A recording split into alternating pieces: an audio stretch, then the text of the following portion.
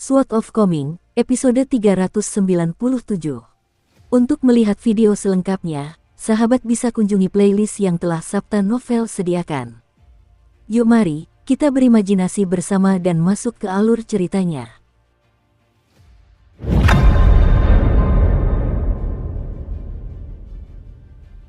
Selama 2 hari berikutnya, Chen Ping'an membawa Pei Qian dan Zhu Lian bersamanya saat ia berkeliling dan mengunjungi toko-toko di ibu kota.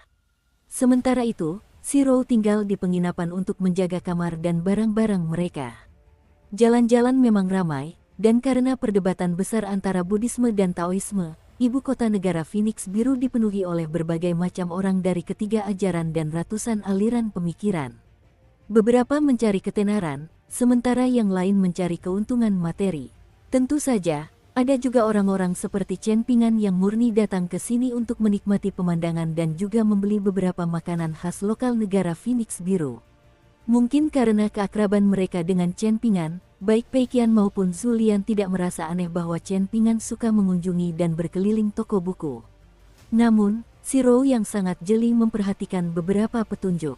Saat berkeliling toko buku dengan berbagai ukuran, Chen Ping'an hampir tidak pernah menyentuh buku-buku baru dengan cetakan berkualitas tinggi. Ia juga menunjukkan sedikit minat pada karya-karya klasik dari 100 aliran pemikiran. Sebaliknya, Chen Ping'an hampir selalu membaca sekilas catatan sejarah tidak resmi dari pejabat kecil serta kronik kabupaten setempat dari berbagai negara dan buku-buku lain yang serupa. Selain itu, ia juga membaca buku-buku silsilah klan yang sering tersimpan di sudut-sudut ruangan. Namun, Chen Ping'an tidak pernah membeli buku-buku tersebut setelah membacanya sekilas. Hal ini menyebabkan banyak pemilik toko buku memutar mata melihatnya. Untungnya, mereka ditemani oleh Zhu Lian yang suka menghambur-hamburkan uang setiap kali punya uang. Berkat bantuannya, mereka tidak dimarahi oleh pemilik toko dan diusir dari toko buku. Adapun Pei Qian, kemungkinan besar dia sedang mempertimbangkan fakta bahwa Chen Ping'an telah membeli kertas suan paling terkenal dan mahal di negara Azure Phoenix untuk dirinya sendiri. Setelah itu dia membeli sepasang wadah batu go berlapis glasir hijau kekaisaran untuk Zhu Lian dan sebuah labu kecil untuknya. Dia telah menghabiskan sejumlah uang yang sangat besar, jauh lebih banyak daripada yang biasanya dia habiskan. Oleh karena itu, meskipun Pei Qian melihat beberapa barang yang benar-benar disukainya, dia hanya akan meliriknya sekilas dan tidak meminta tuannya untuk membelikannya. Lagi pula, kotak harta karun yang diberikan Yao Jinzi sudah penuh sesak, dan tidak mungkin baginya untuk memasukkan apapun lagi ke dalamnya. Mungkin dia harus meminta kotak harta karun baru kepada tuannya. Pei Qian merenungkan hal ini sejenak, tetapi akhirnya memutuskan untuk tidak melakukannya. Meskipun tuannya telah mendapatkan beberapa koin hujan biji-bijian di Taman Singa, dia telah membeli beberapa barang untuknya dan yang lainnya. Karena itu, dia akan meminta kotak harta karun baru lain kali tuannya mendapatkan uang. Pada akhirnya, ini semata-mata karena mereka miskin. Pei Qian merasa sedikit sedih, tidak tahu kapan ia akan mampu mengumpulkan sejumlah besar kotak harta karun yang semuanya penuh dengan harta. Koki tua Zhu Lian pernah mengatakan kepadanya bahwa ada sesuatu yang lebih besar dan lebih baik daripada kotak harta karun, rak harta karun milik klan-klan kaya itu. Hanya dengan mengisi rak harta karun seperti itu seseorang dapat benar-benar memiliki deretan harta karun yang memukau. Memang, rahang orang akan jatuh ke tanah ketika mereka melihat tampilan harta karun langka dan mahal yang begitu megah. Saat berkeliling di jalanan dan toko-toko beberapa hari terakhir ini, mereka mendengar beberapa berita kecil yang hampir tidak relevan bagi mereka. Menurut Zhu Lian, Kaisar Negara Gunung Keberuntungan memiliki selera yang sangat unik yang tak bisa tidak dikaguminya. Penguasa perkasa negara Gunung Keberuntungan itu tidak menyukai wanita yang langsing dan bertubuh indah, melainkan hanya menyukai wanita yang agak gemuk. Ada 4 selir yang paling disukainya, dan wanita-wanita ini tidak bisa lagi digambarkan hanya sebagai wanita gemuk. Masing-masing dari mereka memiliki berat lebih dari 100 kg, dan Kaisar Negara Gunung Keberuntungan dengan penuh kasih sayang menyebut mereka sebagai babi menawan, anjing menawan, beruang menawan, dan burung pipit menawan. Di antara keempat selir, Yuan Ye si babi menawan bahkan lebih terkenal karena hal lain. Dia adalah salah satu dari 4 Grandmaster bela diri unggul di antara selusin negara yang terletak di wilayah Tenggara Benua Botol Berharga Timur. Kaisar Zhengkui dari negara Gunung Keberuntungan saat ini ditemani oleh 4 selir cantiknya dan tinggal di stasiun persinggahan di ibu kota negara Phoenix Biru. 2 hari yang lalu, Kaisar Zhengkui mengenakan pakaian kasual dan mengunjungi kuil-kuil Buddha dan Taois di ibu kota bersama si Pipit Menawan, selir kesayangannya yang paling langsing di antara keempatnya. Tanpa diduga, konflik muncul antara mereka dan sekelompok tuan muda ketika mereka sedang mempersembahkan dupa di sebuah kuil. Si Pipit Menawan menyerang tanpa ampun, langsung memukuli para tuan muda hingga hampir mati. Konflik ini telah menimbulkan kegaduhan besar, dan para pejabat yang bertanggung jawab untuk menjaga hukum dan ketertiban di ibu kota telah tiba untuk mengatasi masalah tersebut. Tidak hanya itu, tetapi pejabat tinggi dari Kementerian Tata Upacara juga turut hadir dalam situasi tersebut. Hal ini tidak dapat dihindari, karena konflik tersebut berkaitan dengan hubungan diplomatik antara kedua negara. Setelah akhirnya berhasil menenangkan semua pihak dengan susah payah, disimpulkan bahwa para pembuat onar adalah beberapa tuan muda dari klan besar di ibu kota serta beberapa teman kaya yang datang dari utara. Setelah mengetahui identitas asli Kaisar Zhengkui, para tuan muda dan teman-teman kaya tersebut mengalah dan tidak menimbulkan masalah lebih lanjut. Namun, tepat ketika konflik ini terselesaikan, masalah lain segera muncul. Beberapa orang yang baru saja menetap di tempat tinggal baru di bangsa Azure Phoenix tiba-tiba terbunuh dengan cara yang mengerikan. Konon, bahkan petugas koroner pun merasa mual saat memeriksa mayat-mayat tersebut. Tidak lama kemudian, desas-desus menyebar ke seluruh ibu kota, dengan orang-orang mengatakan dengan yakin bahwa metode brutal yang digunakan oleh pelaku tidak lain adalah metode yang biasa digunakan oleh Charming Peak, Grandmaster bela diri terkemuka dari negara Pegunungan Keberuntungan. Para korban dimutilasi, dan hanya kepala mereka yang tersisa di tubuh mereka. Tidak hanya itu, pelaku bahkan telah menyerang beberapa titik akupuntur para korban, membuat mereka bisu dan bahkan membantu menghentikan pendarahan mereka. Akibatnya, para korban meninggal dengan kematian yang lambat dan menyakitkan. Istana Kekaisaran Bangsa Phoenix Biru dengan cepat membentuk tim untuk menyelidiki masalah tersebut. Pada saat yang sama, mereka segera mengirim sekelompok pejabat berpengalaman dari Kementerian Kehakiman, tetua tamu abadi dari Istana Kekaisaran, dan kultivator terkenal dari dunia kultivasi ke stasiun penghubung tempat Kaisar Zhengkui tinggal. Namun, hal ini masih belum cukup untuk meredam kemarahan publik, dan banyak pejabat serta cendekiawan berkumpul untuk mengepung stasiun penghubung tempat Kaisar Zhengkui tinggal. Jika bukan karena aparat penegak hukum ibu kota yang menahan semua orang dan 200 pasukan infanteri elit yang secara pribadi dikerahkan oleh Gubernur Militer Utama Wei Liang yang mengawasi kerumunan dengan tatapan tajam dan mencegah situasi memburuk lebih jauh, sangat mungkin keadaan akan berubah menjadi kekacauan total dan akhirnya menyebabkan konsekuensi yang tak terbayangkan. Bagaimanapun, para cendekiawan yang tak berdaya hanya bisa menghadapi nasib dibantai secara brutal oleh salah satu dari 4 selir kesayangan Kaisar Zhengkui. Babi Menawan Yuan Ye mengumumkan bahwa dia akan menantang Su Fengxian dari geng rawa besar, anggota lain dari 4 Grandmaster bela diri terkemuka di wilayah Tenggara Benua Botol Harta Karun Timur. Jika dia kalah, maka negara Gunung Keberuntungan akan menerima tuduhan yang dilayangkan terhadap mereka. Namun, jika dia menang, maka semua cendekiawan dari negara Phoenix Biru yang secara membabi buta membuat masalah di luar stasiun relay harus bersujud dan meminta maaf.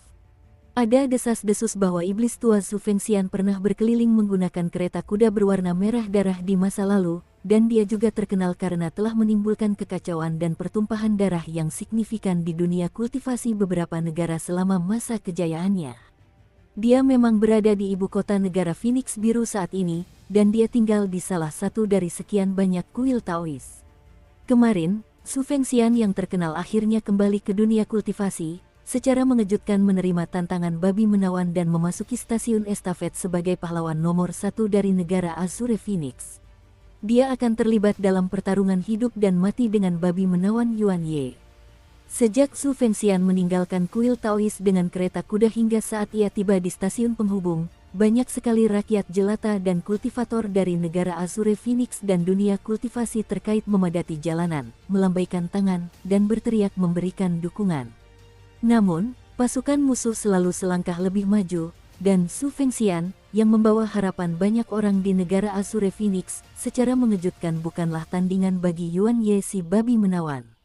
dia dikalahkan oleh Yuan Ye si babi menawan yang berada di peringkat kedua dari 4 Grandmaster bela diri terkemuka, dan dia terluka parah lalu diangkat begitu saja dari lehernya. Yuan Ye yang menawan berlumuran darah tetapi relatif tidak terluka, dan dia berjalan dengan angkuh keluar dari pos estafet dengan Su Fengxian masih di tangannya. Kemudian dia menyapu pandangannya ke arah kerumunan yang terdiam sebelum melemparkan Su Fengxian yang lemas dan tak sadarkan diri ke jalan. Sebelum kembali memasuki pos estafet, dia mengingatkan kerumunan untuk datang ke sini dan bersujud besok. Su Fengxian diangkat dan ditempatkan di dalam kereta kuda oleh sekelompok murid dari geng rawa besar yang berlinang air mata, dan dia segera dilarikan kembali ke kuil Tao untuk menerima perawatan atas luka-lukanya yang parah. Suasana hening di luar stasiun pemancar, dan terdengar ratapan tanpa henti di luar kuil Taois. Setelah secara kebetulan mendengar tentang kejadian ini di sebuah toko buku, Chen Ping'an terus berkeliling dan mencari buku.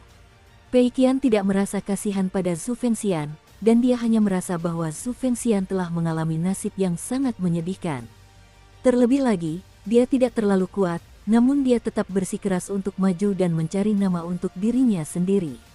Apakah dia tidak menyadari bahwa dia bisa bersembunyi di dalam kuil Taois? Karena keputusan buruknya, dia sekarang telah dipukuli hingga hampir mati oleh si babi menawan yang gemuk itu. Tidak hanya itu, reputasinya juga hancur berantakan.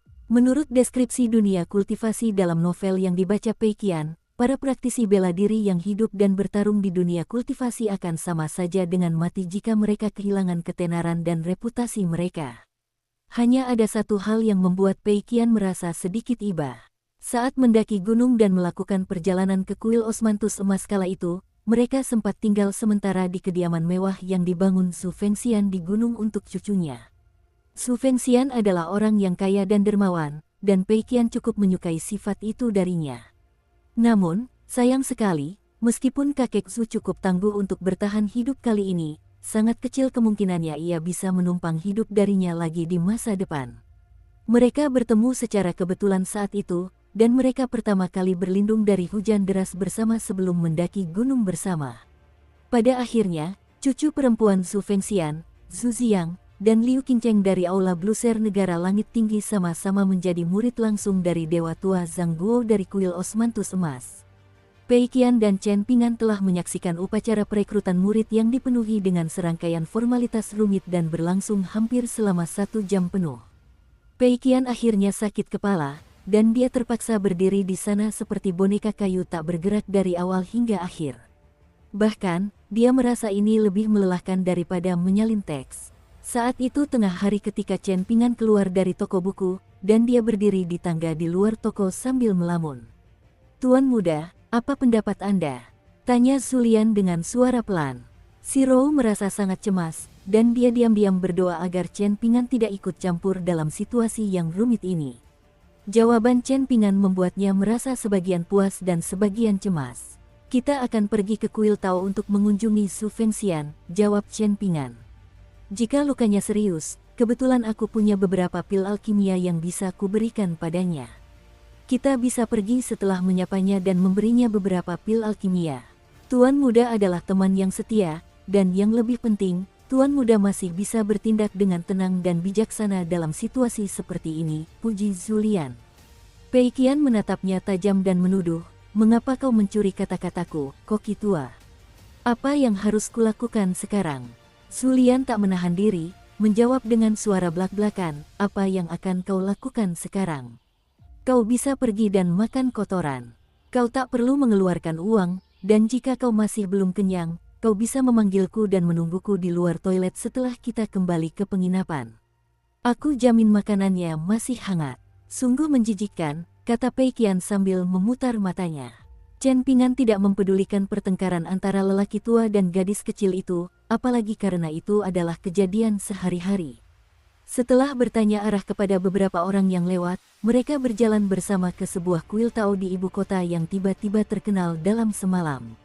Mereka membutuhkan waktu sekitar 1 jam untuk sampai di dekat kuil Taois, dan hanya ada sedikit orang yang berdiri di luar tembok kuil. Beberapa orang pergi setelah melontarkan kata-kata kasar dan melempar beberapa batu ke dalam, sementara sebagian besar orang berada di sana untuk ikut bersenang-senang. Orang-orang ini akan pergi dengan puas setelah berjalan mengelilingi bagian luar kuil Taois. Selain mereka, ada juga beberapa orang dari dunia kultivasi yang bergegas ke sini setelah mendengar berita tersebut. Mereka adalah para kultivator yang ayah dan leluhurnya kemungkinan besar telah menderita di tangan geng rawa besar di masa lalu, tetapi para kultivator ini tidak berani sembarangan melampiaskan cercaan kepada Zhu Fengxian atau murid-murid geng tersebut. Mereka tentu saja tidak cukup bodoh untuk memprovokasi geng yang terluka itu. Lagi pula, masih belum diketahui apakah Zhu Fengxian masih hidup atau sudah mati, dan ada juga beberapa murid terkenal dari geng tersebut yang berjaga di dalam kuil Tao. Hanya satu dari murid-murid ini saja sudah cukup kuat untuk mengalahkan para elit bela diri biasa dari bangsa Azure Phoenix. Kuil Taois itu tidak besar, dan tutup serta tidak menerima pengunjung hari ini. Chen Pingan berdiri di pintu samping dan mengetuk cukup lama sebelum seorang pendeta Taois akhirnya membukakan pintu untuknya dengan ekspresi waspada. Chen Pingan menjelaskan bahwa dia adalah kenalan lama pemimpin geng Zhu, dan dia meminta pendeta Taois untuk menyampaikan pesan kepada geng rawa besar untuknya, memberitahu mereka bahwa Chen Pingan datang berkunjung. Pendeta Tao muda itu mengangguk mengerti, menyuruh Chen Pingan menunggu sebentar. Setelah menutup pintu di belakangnya, butuh 7 atau 8 menit sebelum dia kembali dengan seorang murid yang menemani Zhu Fengxian dan Zhu Xiang ke kuil bunga osmanthus emas.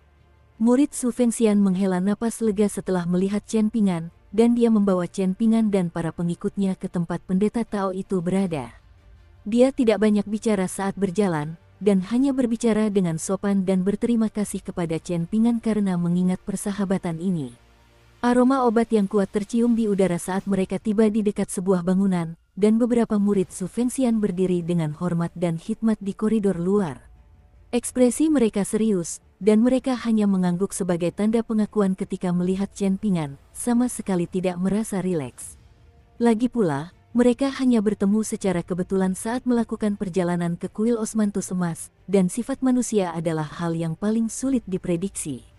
Hanya Tuhan yang tahu apakah orang asing bermarga Chen ini datang dengan niat baik atau jahat.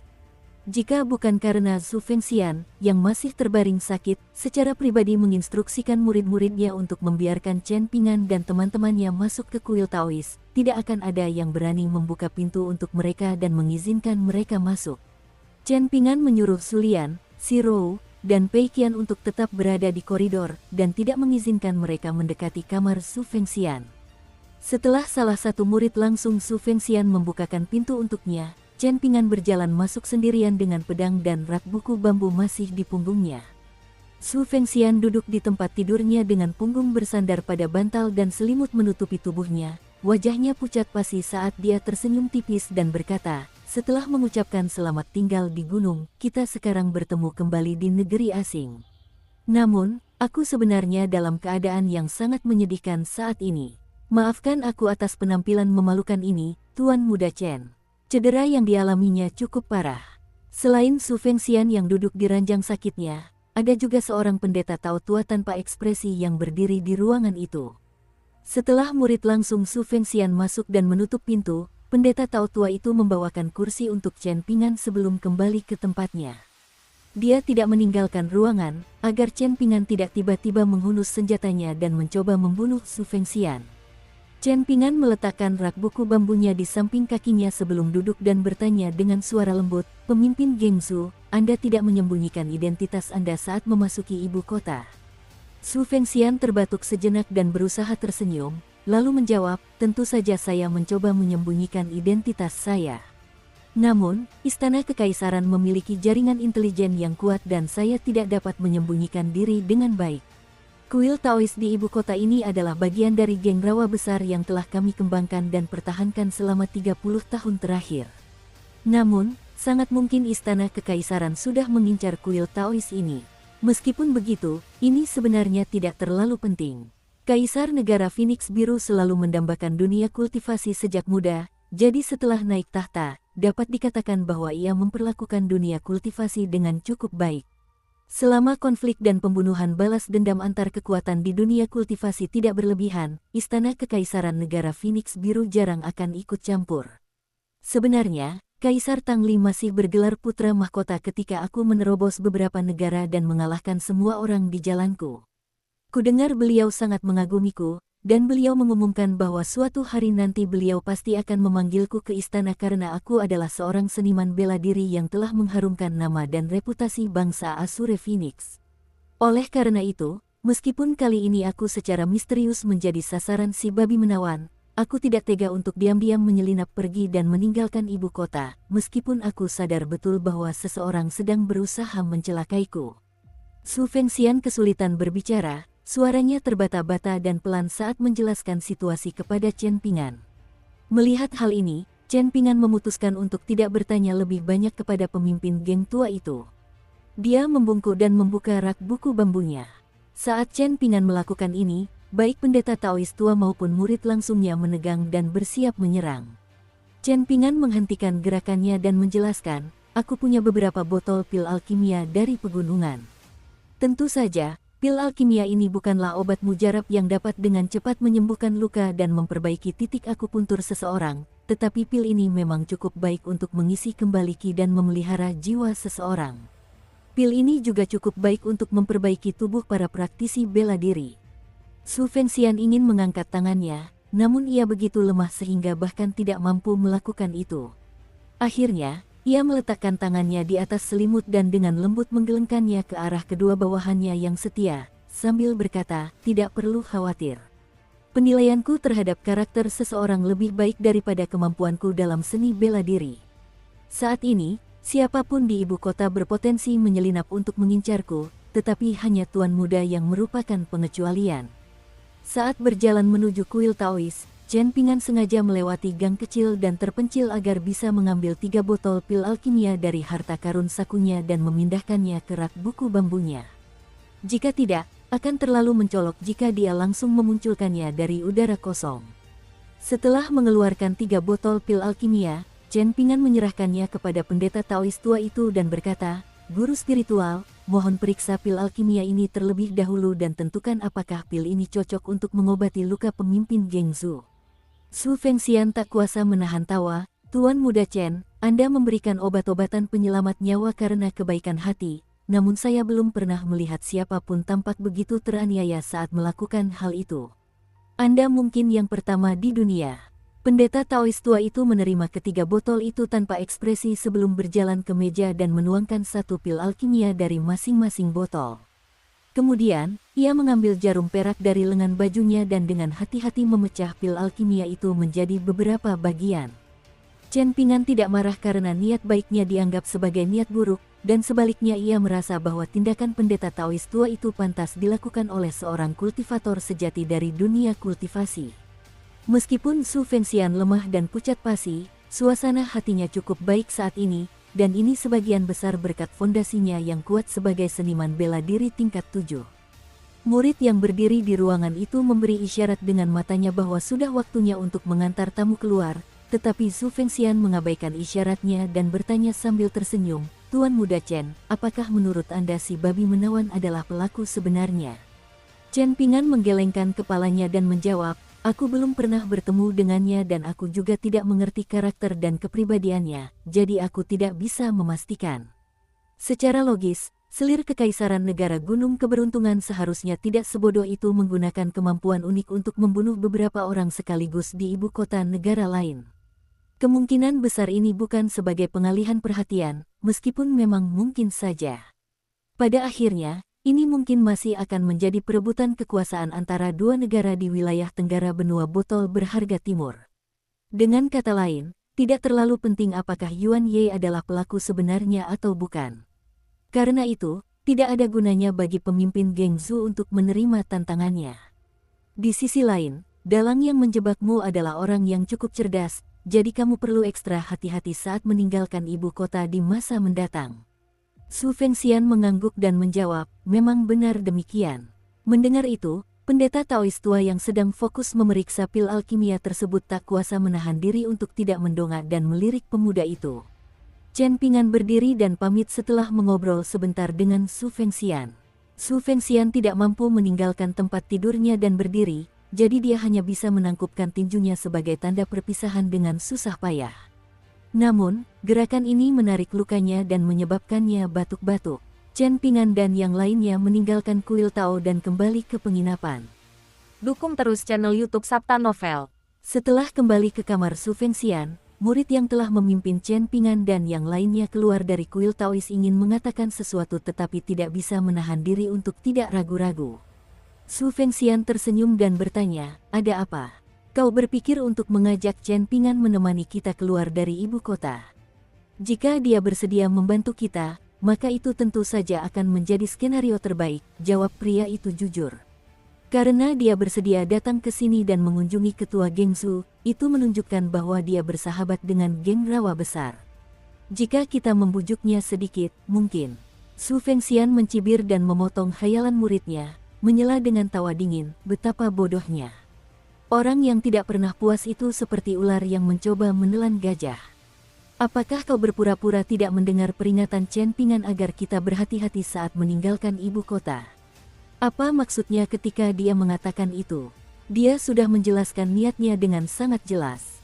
Membawakan saya obat-obatan adalah isyarat niat baik untuk menghormati hubungan yang terjalin saat pertemuan tak sengaja di pegunungan itu.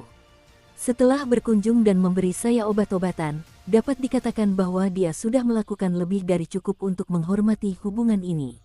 Apakah kamu mengerti ini? Jangan mencoba memanfaatkan kebaikan orang lain dan menganggap niat baik mereka sebagai tanda kebodohan. Bagaimana mungkin pria itu tidak memahami hal ini? Namun, dia tetap menundukkan kepala dan berkata, "Tetapi situasi saat ini terlalu berbahaya." Su Fengxian menghela napas dan berkata, "Syukurlah kau menahan diri dan tidak mencoba memperindah keadaan. Jika tidak, jika Xiang yang menghadapi masalah saat berkultivasi di kuil Taois puncak emas di masa depan, apakah menurutmu Chen Pingan akan membantunya meskipun dia kebetulan berada di dekatnya?"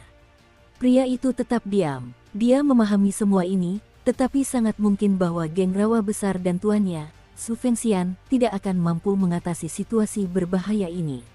Dari kuil Taois ke gerbang utama ibu kota, dan dari sana ke markas geng rawa besar, sangat mungkin bahwa satu bagian dari perjalanan akan berubah menjadi perjalanan menuju kematian mereka.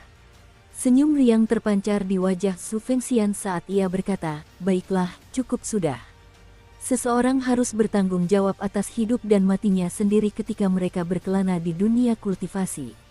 Lagi pula, apakah benar hanya orang lain yang boleh lemah dan menderita kematian di tanganku? Namun aku tidak bisa dibunuh di dunia kultivasi apapun yang terjadi. Mungkin aku adalah pemilik dunia kultivasi, dan dunia ini hanyalah kolam halaman belakang bagi geng rawa besar." Memang benar demikian keadaannya 30 hingga 40 tahun yang lalu di bangsa Azure Phoenix, jawab pria itu sambil terkekeh. Su Fengxian memejamkan matanya. Pendeta Taois tua itu menoleh dan berkata, "Tidak ada yang salah dengan pil alkimia ini. Kualitasnya sangat tinggi, dan tidak diragukan lagi harganya sangat mahal. Pil ini dapat membantu ketua geng Su pulih dari luka-lukanya, dan bukan hanya menekan gejalanya saja.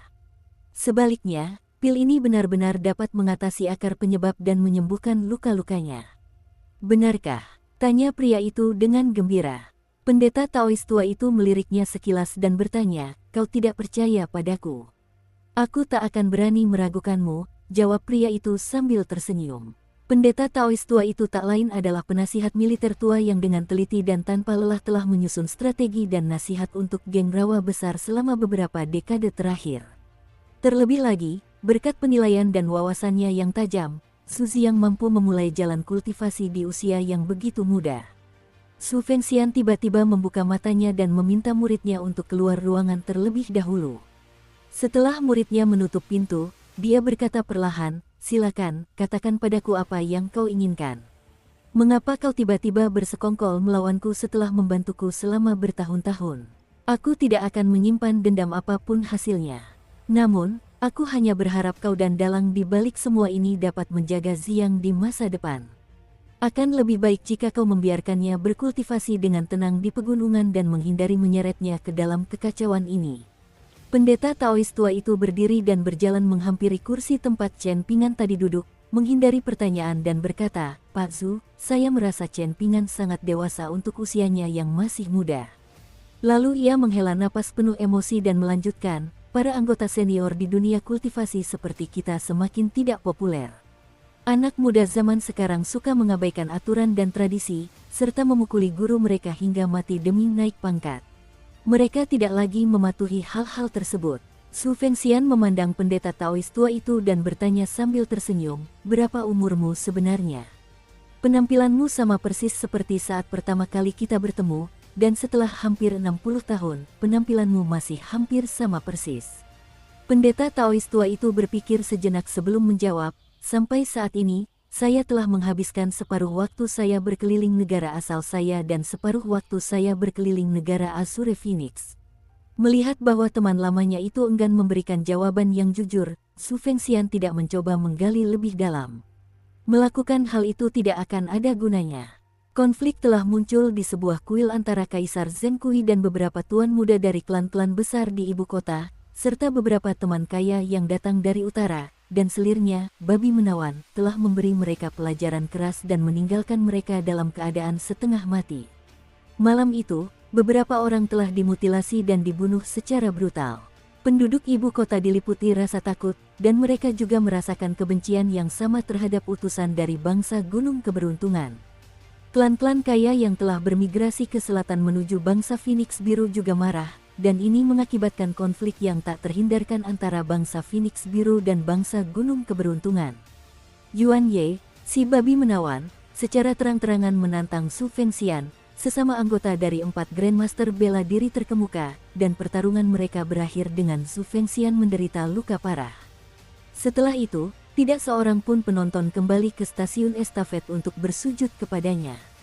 Karena hal ini, Yuan Ye, si babi menawan, secara terbuka mengejek karakter para cendekiawan di negara Azure Phoenix, sekali lagi menyebabkan kegemparan besar di ibu kota. Faktanya, konflik antara bangsa Phoenix Biru dan bangsa Gunung Keberuntungan menjadi topik yang jauh lebih hangat daripada perdebatan besar antara Buddhisme dan Taoisme. Pada saat yang sama, klan-klan kaya yang telah bermigrasi ke selatan menuju bangsa Phoenix Biru menghubungi klan-klan setempat untuk bekerja sama dan menekan Kaisar Tang Li dari bangsa Phoenix Biru. Lagi pula, Kaisar Zheng Kui dari negara Gunung Keberuntungan akan meninggalkan ibu kota dengan angkuh bersama keempat selirnya, dan ini adalah sesuatu yang menyebabkan seluruh dunia kultivasi negara Phoenix Biru mendidih karena amarah. Hanya dalam beberapa hari, angin masalah dan kekacauan dengan cepat menyapu seluruh negeri. Semuanya saling terkait dan direncanakan dengan sangat rapi. Ketika Chen Pingan dan para pengikutnya meninggalkan ibu kota negara Phoenix Biru, sebuah kereta kuda melaju pelan di sepanjang jalan kecil di luar Taman Singa pada malam hari. Pengemudi kereta itu bukanlah orang biasa, dan dia sebenarnya adalah yang terkuat dari 4 Grandmaster bela diri tingkat atas di wilayah Tenggara Benua Botol Harta Karun Timur. Dia adalah seorang lelaki tua yang sangat tinggi, dan saat ini dia menyamar dan baru saja menyelinap ke negara Phoenix Biru dari negara Langit Tinggi. Dia adalah Grandmaster tingkat atas pengembara jauh, dan basis kultivasi bela dirinya jauh di atas Yuan Ye si babi menawan dari negara Gunung Keberuntungan dan Su Fengxian dari geng rawa besar, yang keduanya berada di tingkat ke-7. Setelah membaca laporan intelijen dari Paviliun Riak Hijau, Liu Qingfeng berkata, "Sekarang saatnya untuk berhenti." Seorang tuan muda tampan yang duduk di hadapannya tersenyum tipis dan bertanya, "Sudah waktunya berhenti. Awalnya saya ingin menggunakan wewenang resmi saya untuk urusan pribadi agar bisa bertemu dengan seseorang. Sepertinya mereka belum terpancing. Sudah waktunya untuk berhenti," Liu Qingfeng mengulangi dengan ekspresi tenang. Orang yang duduk di seberang Liu Qingfeng di kereta itu tak lain adalah Li Baozhen dari Prefektur Mata Air Naga. Setelah bertukar pandang dengan Liu Qingfeng, dia tersenyum dan menjawab, "Baiklah, karena Tuan Liu mengatakan sudah waktunya untuk berhenti, saya akan menuruti kata-kata guru Kekaisaran Cui dan belajar lebih banyak dari Tuan Liu. Bagaimanapun, ini hanyalah hidangan pembuka kecil untuk Kaisar Tang Li dari negara Phoenix Biru setelah pengangkatan saya ke posisi ini." Dengan ini, dia tidak akan salah paham bahwa dia bisa bersantai dan beristirahat dengan tenang hanya karena dia dapat mengandalkan klan Jiang Hutan Awan yang kuat. Lagi pula, beberapa serangan angin dan hujan jahat juga dapat menyebabkan seseorang menderita luka serius. Liu Qingfeng tidak memberikan tanggapan apapun terkait hal ini. Setelah mendekati Taman Singa, Li Baozhen tiba-tiba tersenyum dan berkata, "Aku tidak akan masuk ke Taman Singa." Aku akan tetap di kereta dan menunggu Tuan Liu selesai membahas hal-hal penting dengan mantan menteri pembantu. Setelah itu kita bisa kembali ke kantor kabupaten bersama-sama. Liu Qingfeng keluar dari kereta dan berjalan sendirian di bawah langit malam menuju Taman Singa. Li Baozhen juga keluar dari kereta, tetapi dia tidak turun ke tanah dan malah duduk di belakang pengemudi kereta. Dia juga seseorang yang telah keluar dari dunia kecil permata seperti Chen Ping'an, dan tidak ada hal lain yang lebih baik untuk dilakukannya saat ini, jadi dia mengayunkan kakinya maju mundur dan berkata sambil tersenyum, "Aku marah setiap kali memikirkan fakta bahwa adik perempuanku yang berharga suka memanggil Chen Ping'an sebagai paman muda. Namun, apa yang bisa aku lakukan? Sebagai kakak laki-laki Little Baoping, aku sama sekali tidak tega memarahinya. Kalau begitu, aku tidak punya pilihan selain melayani si udik dari Gang Fas Tanah Liat itu. Seandainya bukan karena bantuannya menemani Baoping kecil ke negara Sui Raya, maka Yuan Ye dan Su Fengxian tidak akan saling bertarung seperti ini. Namun, hal yang paling saya kagumi dari guru besar kekaisaran adalah kemampuannya untuk memprediksi pikiran dan tindakan orang lain.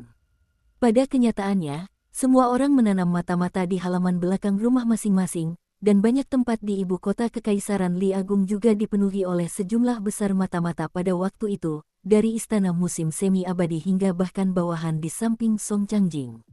Kaisar kita pun tidak terbebas dari hal ini. Lagi pula, bukankah ada orang berpengaruh dari 100 aliran pemikiran yang membantu kaisar kita dengan motif tersembunyi? Sekarang setelah kita mencapai tahap akhir permainan, kita dapat melihat kembali situasi di berbagai tempat di Papan Go. Tampaknya kita mengalami beberapa kerugian kecil di sini tetapi memperoleh keuntungan besar di sana. Pada akhirnya, situasi keseluruhan lebih menguntungkan bagi guru kekaisaran kita.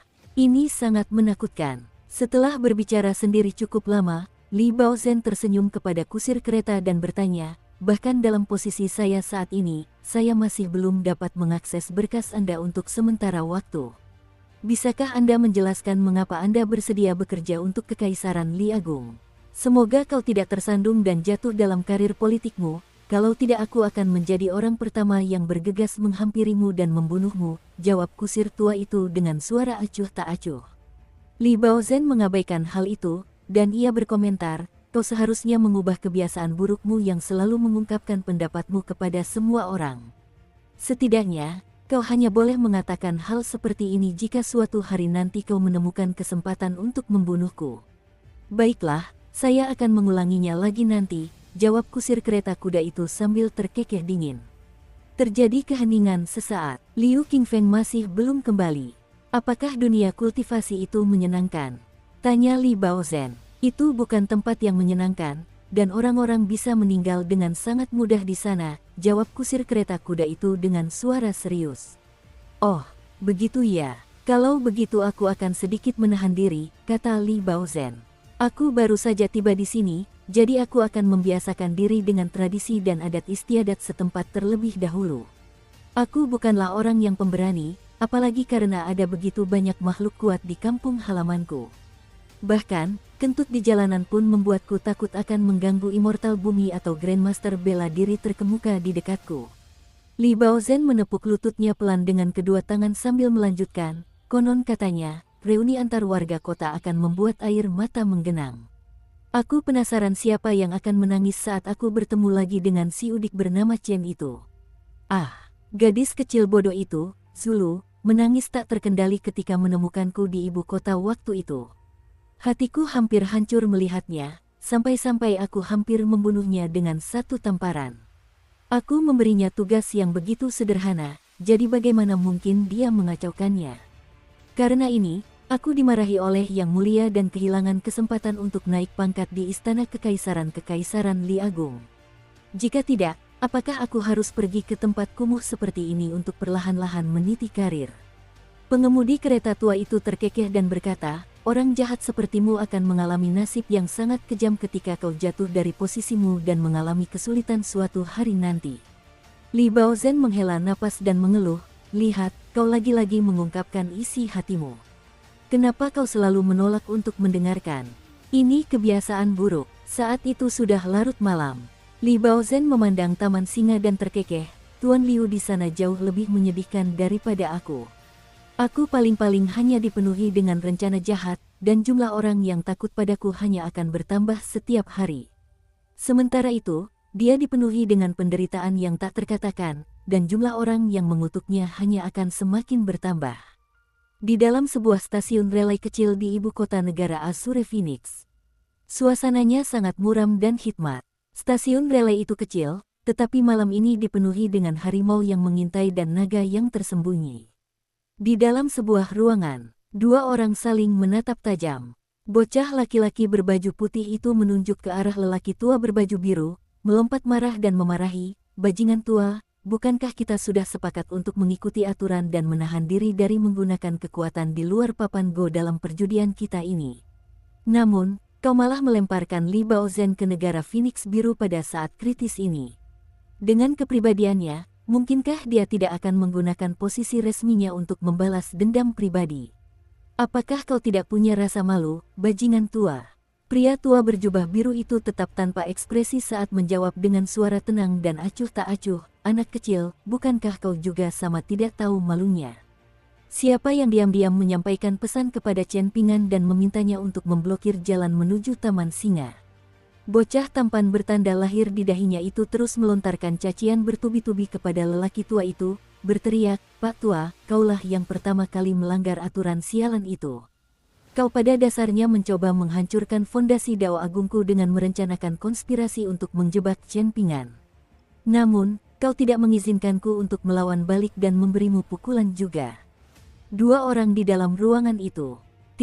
Mereka tak lain adalah Cui Dongshan dan Cui Chan si harimau bersulam. Dengan kata lain, pada dasarnya itu adalah satu orang yang berbicara kepada dirinya sendiri. Cui Chan tetap tenang dan acuh tak acuh sepanjang waktu, lalu dia menyeka ludah dari wajahnya dan bertanya, "Apakah mengutuk diri sendiri itu menyenangkan?" Cui Dongshan tertawa terbahak-bahak sambil berseru, "Rasanya luar biasa."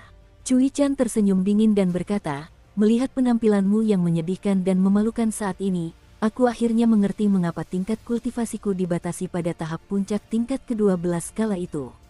Cui Dongshan duduk di kursi dan menjawab, "Seandainya aku tahu lebih awal bahwa kau akan menjadi orang yang tidak berguna seperti ini, maka aku akan memilih untuk mencekik diriku sendiri sampai mati saat itu juga." Cui Chan tersenyum tipis dan berkata, "Belum terlambat untuk bunuh diri sekarang. Namun, ingatlah untuk meninggalkan tubuh abadi dan harta karunmu untukku." Cui Dongshan memutar matanya dan menyandarkan kepala serta lengannya di atas meja dengan kedua tangan terentang. Pipinya juga bersandar di meja saat dia bertanya dengan suara muram, "Kaisar telah meninggal.